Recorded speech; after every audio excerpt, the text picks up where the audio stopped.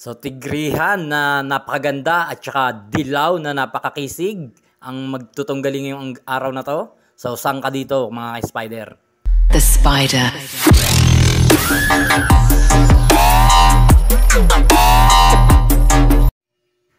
So yun, what's up mga spider? Ayan yung mga gagamba natin.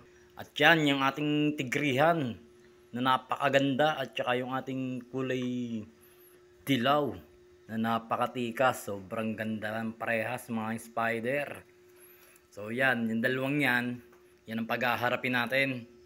So magbibigay ito na magandang laban mga spider. Panoorin nyo yung magiging harapan itong dalawang to. At itong dalawang to, so abangan nyo yung susunod yung video nan mga spider. So ito muna ang paglalabanin natin, itong tigre. Yan, pakita ko sa inyo yung galawan ng tigrihan natin. Yun oh. Napakagandang tigrihan ito mga spider. Kulay dilawan. Kulay dilawan na tigrihan to mga spider. Yan oh, pinakita ko din sa inyo yung galawan. So match naman to. Medyo makapal-kapal nga lang siguro yung malapad yung katawan nito. Itong dilawan. Pero panoorin nyo yung dalawang to mga spider. Talaga naman, ito na. So yun na, sinalang na natin mga spider. Yan, nagkahiyaan pa sila dyan sa anong yan, sa sitwasyon yan. So antayin nyo yung susunod na pagharap nila. So kayo nang humusga mga spider kung ano masasabi nyo sa naging paghaharap nila. Ayan na. Ayun na mga spider. Grabe. Grabe parehas yung gagamba mga spider. Oh.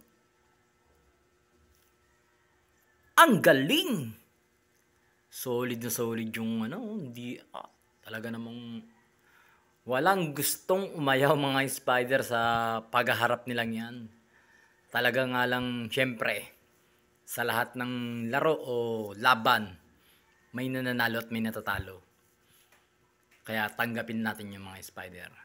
Kaya tanggap na tanggap ko mga spider nambibilot na yung ating tigrihan na napakaganda. Sobrang solid ng tigrihan na yan. Grabe. Pero solid din nung ating dilawan, no? Sobrang tapang ng dilawan, kaya lang talagang naunahan siya ng ganda ng patama ng tigrihan. So ayan mga spider ang ating winner. Kitang-kita nyo naman, talagang napaka-solid na tigrihan. So itatago natin yan, palalakasin. At ihahanap natin ang katunggali. Yan, tigrihan.